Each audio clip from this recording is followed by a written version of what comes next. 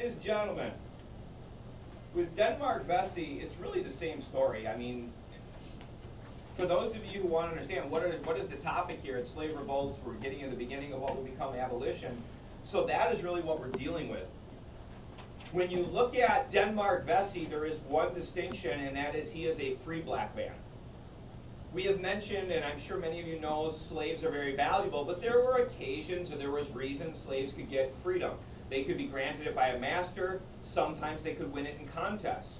So Denmark Vesi was a free black man in the South, but please be aware, if you were a free black man in the South, you know, that's the beginning of racism. There wasn't a lot of options for you. I mean, generally white people did not want to associate with you. There was not a lot of other free black people, so what did most free black men do?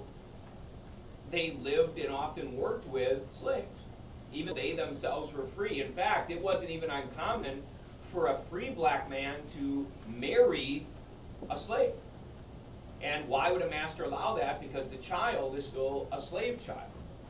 So the master is getting children, slaves. Here's the situation with Denmark Vesi, and you should notice this is the reminder to Gabriel Prosser. Denmark Vesi is a free black man, and ladies and gentlemen, he's exactly the same as Gabriel Prosser. Remember, Gabriel Prosser started to organize the slave revolt, and Gabriel Prosser ends up getting executed with his followers. Denmark Vesi is basically going to do the same thing. Denmark Vesi was very angry with the way some of the slaves were being treated, and Denmark Vesi will begin to organize a slave uprising. Remember, he's a free black man. Once again, just like Gabriel Prosser, before the event actually took place, before the uprising began, Denmark Vesi is either betrayed, leaked, information gets out, the slave owners basically begin to search, and once again, Denmark Vesi and somewhere around a dozen slaves will be executed. And really what you want to get used to, ladies and gentlemen, the South is dreadfully afraid of slave revolts because there is such a large slave population. So how do they avoid them? They rule with an iron fist. They keep the slaves in fear. So what we notice is it was very common that slaves would think on their fellow slaves because they were afraid of the repercussions. Let's get to the last item, and I'll be honest, the last man is the one you are probably most likely to need to know. You need to know about Prosser and Vesi. If you see their names, you should reference them to slave revolt. I don't think you're going to need to connect them to a specific place, a specific time. If you see their names, you should connect them to slave uprisings. The next man might be a little different. The last man's name is Nate Turner. One man, Nate Turner, is going to be a slave. He is also going to organize a slave revolt. If you're looking for the distinctions Nate Turner had, Nate Turner's big difference or advantage is Nate Turner was a preacher. At this time in history, many whites, masters began to believe that if they, kind of like even in the old days in Europe, that if they could convince the slaves to be Christian and they could instill Christian values, you know, the afterlife and things like that, that it would be more likely that the slaves would obey. So Nate Turner's job was basically to preach the Word of God. Well, somewhere along the way, Nate Turner began to start feeling that the slaves were being abused, the slaves were being beaten, and Nate Turner began an uprising, or he began to plan one. What's the main difference? You will notice this later in our class. Nate Turner's plan, most slaves came up with the idea of running for the ocean and trying to steal a boat. Nate Turner's idea was to make for the mountains, the Appalachians, in what is today West Virginia. And basically the idea was if you get to the mountains, you could basically disappear within the mountains and then slowly work your way north or into Canada. What, of course, is the big difference and why are we going to hit Nate Turner? He succeeds.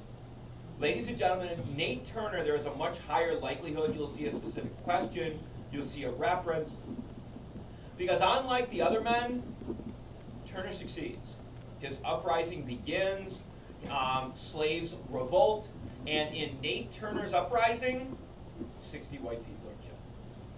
So this is really the fear of every white man. Maybe they deserve it, I don't know, but ladies and gentlemen, This is what happens, of course, if the slaves do get to uprise. 60 white people are killed. Folks, in the uprising, once again, most of the people will be caught. And here comes back to that whole, how do you keep control? In Nate Turner's uprising, as the slaves are caught, what is the tradition is they are caught, they are brought back to the plantation where they originally started, and then they are executed. And why? Sure. They want the other slaves to see what? You will be killed. But not only, but you were caught. So it's not just a rumor, look, here, we got him, you're not going to get away, and then you die. And they wanted it to be very public. Now, kind of with your idea, the original family were killed, the white family. So there is a group, Nate Turner, and it's like 20 thing. They were executed by the government because the white owners had been killed. And then the other people who rose actually, officially the government announced, or the Nate Turner, it says that there's like 28, 26 people executed. But then there are other slaves that are dealt with by their individual masters. I mean, that is how crazy slavery is despite the revolt, normally it is the responsibility of the master to deal with discipline, not the government. The reason the government dealt with Nate Turner is because his master was dead. So ladies and gentlemen, off of this, there's a couple of other items that we should probably at least mention. The next item, of course, is where you begin to change. And I want to be careful. Folks, slave revolts, in my opinion, is if you were a black person, that's what you'd want to do. I want to make sure we're very clear. It's not that the other slaves are cowards. There's fear. The whites control the government. The whites control the transportation. And the reason more slaves do not, look at what happens when they try. And that is the advantage of why the slaves are so mean, is they make it very difficult to escape. What I want to point out, folks, is the next term kind of is the beginning to organize this crap. The difference is the next term begins to be more of the white version. Slave revolt is blacks trying to help themselves. The next term is abolitionism, and I want to be very honest. Ladies and gentlemen, do not underestimate this term. Whenever possible, this is a term you should consider, does it fit in an essay? From here through the Civil War, almost every essay, if possible, remember how I'm always saying look for points? Abolitionism is a large term. It deals with a division in our country. It deals with how do we treat people. This is a very, very powerful weapon, okay? Abolitionism is the belief, now hold on, let me do something first. Before we define abolitionism, just so you know, there was an earlier term called emancipationist, or emancipationism, so let's do that first. So ladies and gentlemen, I know most people think they're the same, they are not. In fact, Abraham Lincoln gives the famous Emancipation Proclamation. The two words are drastically different. Emancipation is a person who dislikes slavery, who is opposed to slavery, but understands that it is complicated, that there are millions of dollars invested in slaves. What is the difference? Emancipationists would believe or argue that slavery should end soon, gradually, over time. And emancipationists would tell you, I don't like slavery. I want to see it end, but I don't know how to do it. I don't know when. If I was an emancipationist, what was their general goal? I hope it ends by the time I die. Okay? Make no mistake, emancipationists are against slavery. They might help with the Underground Railroad and things. But an emancipationist is more likely to look at this as a problem, and they don't have a solution. Examples of emancipationists, probably the most famous is a gentleman by the name of Weld, W-E-L-D. And surprise, surprise, most of these people are preachers. And Theodore Dwight Weld is looked at as one of the most important because he is the preacher who, for example, the Stows, like Harriet Beecher Stowe, who writes Uncle Tom's Cabin, she was a member of the congregation. And I believe even William Lloyd Garrison, who we're going to talk about in a minute, he also attended some of the services. Ladies and gentlemen, Theodore Dwight Weld and emancipationists, really what was their, they began to sort of bring up slavery and tell you to think about it. They began to raise the issue of, is this right? should we be doing this? And if you kind of think about this as steps, really what happens is the emancipationists begin to raise questions, and the next group of people begin to want more of action. And the next group of people are abolitionists. Make no mistake, abolitionists are going to be a problem. And when I say that, I do not want to sound bad or mean. You got to think how you say this. If you are a Southerner, they are a problem because you believe it's none of their business. To the people of, if you are an African American, the abolitionists are basically speaking for people who have no rights. When I say there's a problem, I'm not saying they're not doing the right thing. In many, many, many ways, it is the abolitionists who begin to push us to civil war. Folks, an abolitionist is a person who begins to argue slavery and now. And I want to be clear, now.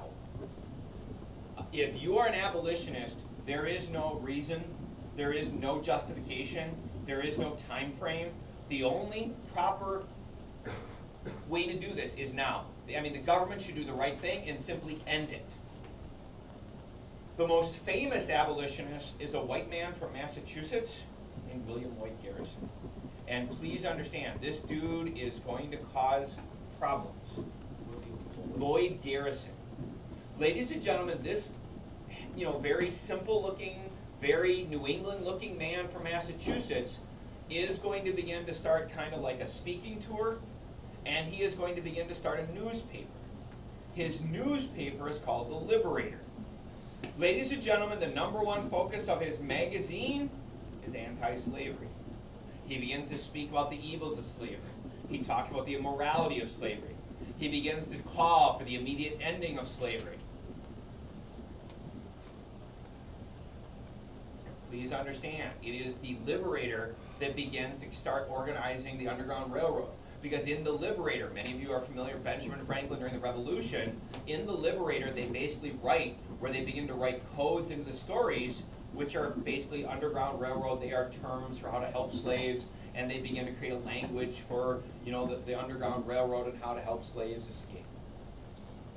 Please understand, when I tell you with William Lloyd Garrison, in the North it takes convincing too. Ladies and gentlemen, most Northerners believe in what is called, in fact, there are some of you who believe in this.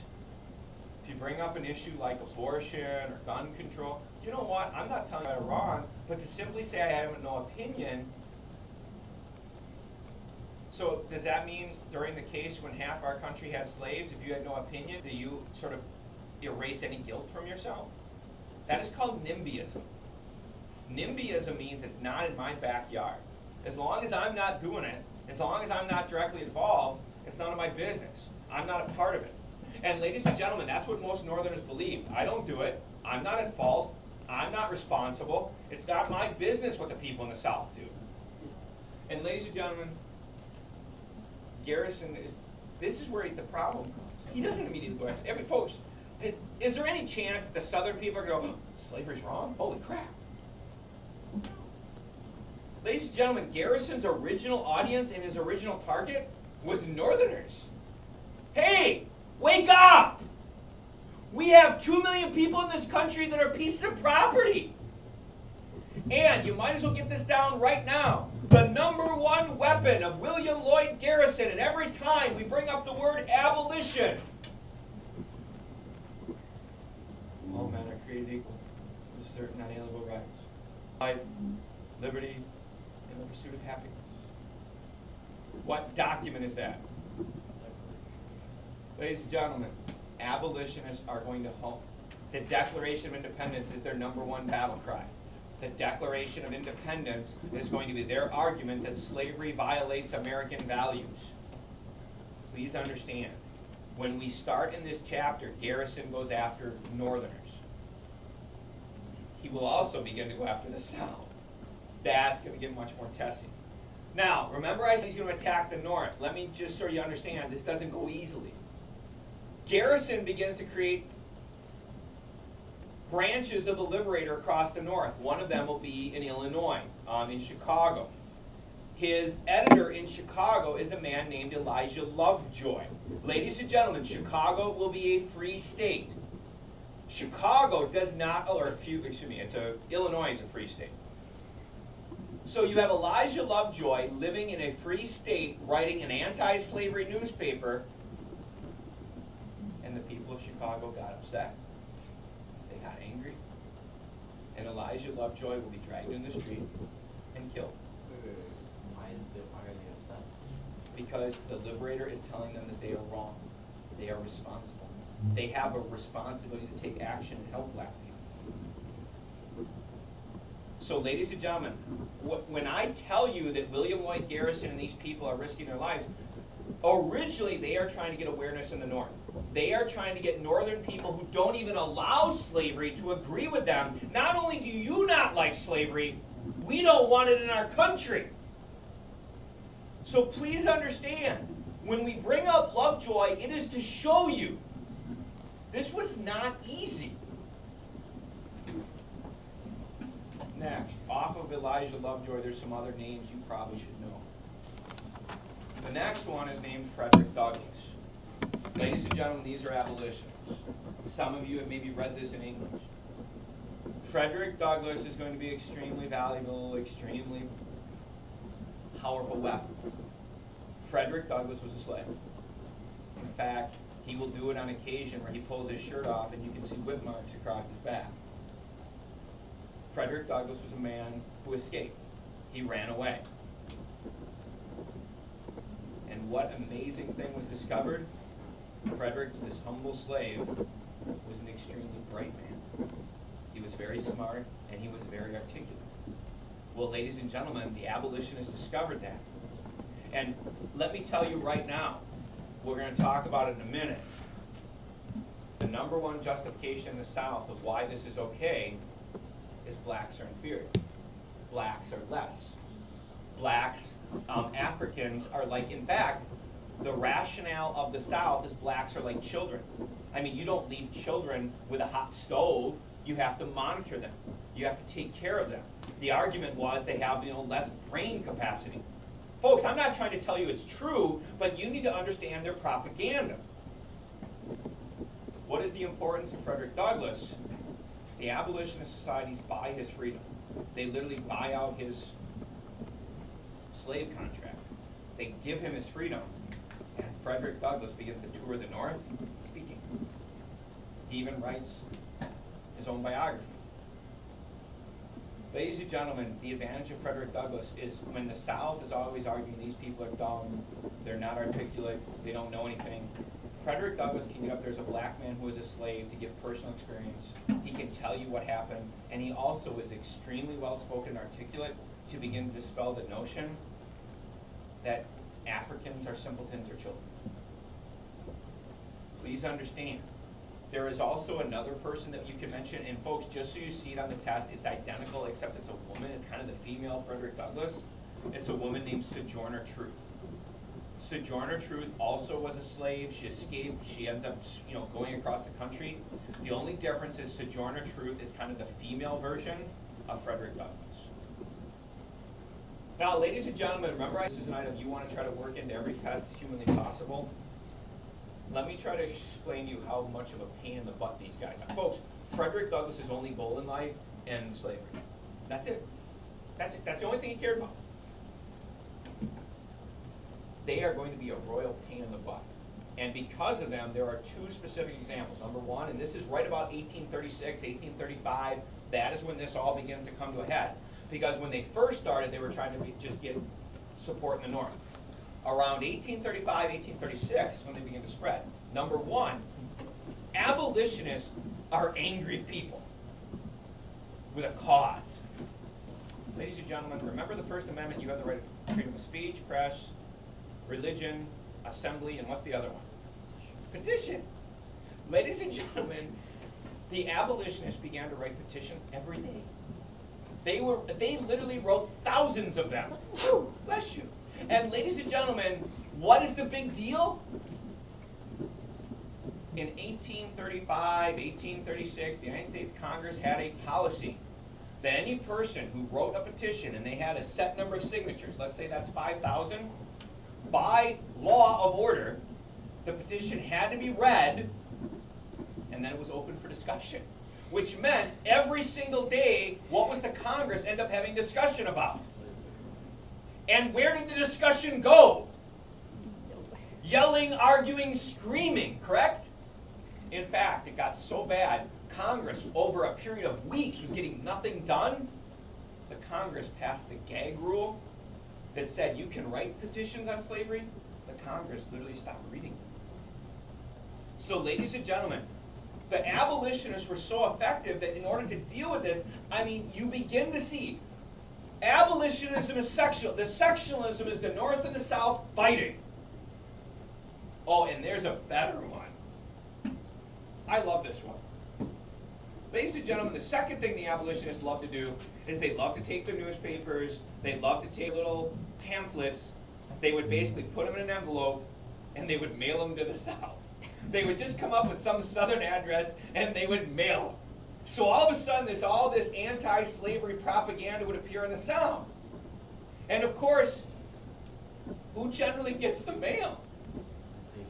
No. Slaves. Who gets? Yeah. So the slaves occasionally might start picking up words, or better yet, if kind of like when we get junk mail, what do we do with our junk mail? Throw it in the garbage. And guess who might occasionally be looking through the garbage? Ladies and gentlemen, what is the most important thing about sending the crap to the South? Blacks in the South begin to learn somebody cares. There is somebody who, and you begin to see words like Underground Railroad, slaves escaping. And even though the South doesn't want to admit it, somehow or another, as these are sent to the South, they begin to get in the hands of the slaves. And here's the amazing part. For over a year, most states below the Mason-Dixon line, especially if you get down into South Carolina and Georgia, as a protest to abolitionism, they ban all mail from northern addresses. Ladies and gentlemen, during this period of time, that is kind of that overflow. That is how powerful abolition becomes. The U.S. Postal Service gets shut down, not nationwide, but southern states literally get to the point because they are so threatened by this propaganda that anything coming from a northern address, they begin to refuse to deliver.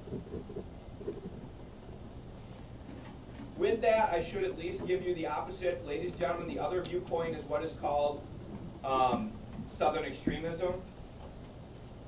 Please don't go home. I'm not trying to tell you to believe in this. I'm not trying to tell you it's a good thing. But we do need to have a responsibility to, what's the other side? Ladies and gentlemen, Southern extremists are the very die-hard state writers. They are the very die-hard slavery people. One of the primary of this is a man named George Fitzhugh. He writes a book about it. George Fitzhugh. John C. Calhoun also is a big supporter, most of South Carolina. Folks, Southern extremism is the argument that slavery is fine. Of course, the number one thing they are going to point to is the Constitution, the Constitution, the Constitution. The South firmly believes they are in the right because the Constitution does allow for or reference slavery. And until it's not in the Constitution, which would require an amendment, you're in a lot of trouble. The other thing I mentioned a moment ago, under Southern extremism, there becomes an argument that not only is slavery good for the country economically, they argue that it's good for the slaves. They compare, look at where they used to live, look at what their lives used to be like. We're helping them, we're giving them opportunities, and the Southern extremists actually argue, you should not be condemning us, you should be thanking us. You should be, it's kind of like, we're helping people improve their lives. The other argument that they will try to make is they will try to make comparisons between slavery and factory workers in the North. The argument, hey, you're doing the same thing, you just title it something different. Ladies and gentlemen, the main thing we're trying to argue is Southern extremists are people who are going to defend that slavery is okay, and even more so, right. Whether it be by the law and just so you know, both sides, abolitionism and extremists, will use God. God will be used by both sides to justify their cause. One side primarily argues they treat each other like you would like to be treated, and the other side, of course, references the fact that slavery is in the Bible. The word slave appears. Yeah, the other